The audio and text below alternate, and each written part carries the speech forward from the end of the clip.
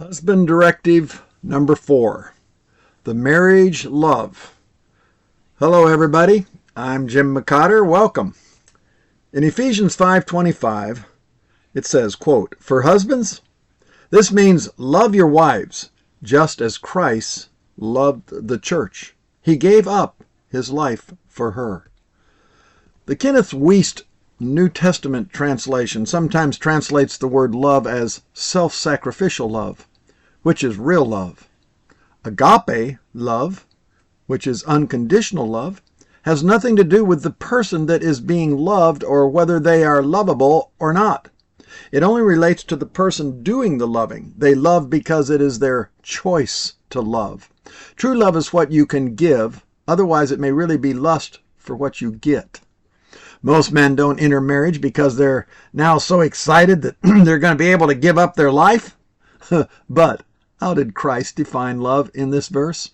Quote, "He gave up his life for her." End quote. What is true love? It is not some tingy, emotional, romantic feeling. It is not something you would ever want to do naturally. What was the zenith of Christ's love for you and me? It was when Christ went to the cross for you and me. That was no walk in the park. That was no fun at all. Jesus, contemplating it, started sweating drops of blood, as the scripture says, as he agonized in prayer, thinking about what he would do for us.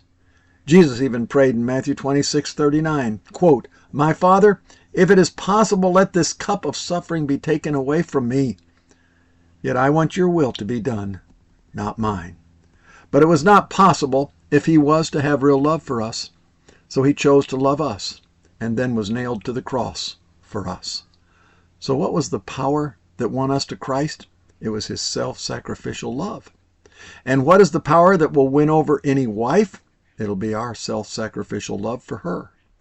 Once a husband consistently demonstrates self-sacrificial love for his wife long enough, she will respect him as her leader in every way. No power is more irresistible to a wife than a husband's self-sacrificial love. But realize, even with Jesus, it was not his natural human feeling or desire to love us in going to the cross for us. He did it out of choice, sheer obedience to God the Father. Philippians 2:8 says, quote, "He humbled himself by becoming obedient to the point of death, even the death on a cross," end quote. Men, if we love our wife because she is so lovable, that's cheap love. But what about when she's not so lovable? And I don't care how fantastic your wife is, she's not like Jesus yet. There will be times that she is not too lovable. That is your time to die on your cross, to show your love. And how can you love her at that time?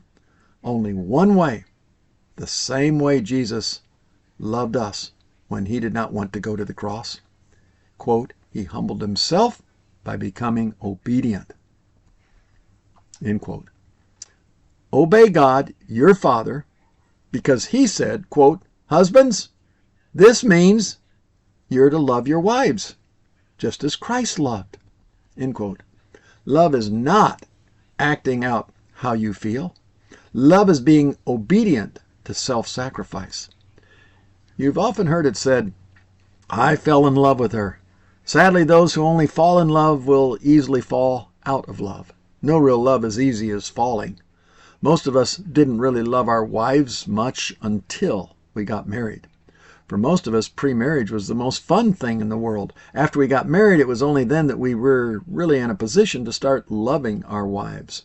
Then we could see what it really meant to serve and self-sacrifice for our wife, or to selfishly want our wife to self-sacrifice for us. Romans 15:3 and Matthew 20:28 says of Christ, "For the Son of Man came not to be served, but to serve others and to give his life a ransom for many." Christ didn't live to please himself. End quote. Real love is not like falling off a log. It's not easy. The Hollywood sex glamour love of today's culture is the polar opposite of real love. This love is nothing but total lust and selfishness, self-serving, and purely animalistic. And such love always ends the same way as all animalistic love ends. If you stop feeding your dog, they'll stop loving you and soon wander off somewhere else for food and self-gratification. I know some don't want to believe that about their nice little loving dog. But if they stop feeding them and someone else starts feeding them, guess what? That sweet little dog that you thought loved you so much will no longer love you, but start loving whoever gratifies them with food.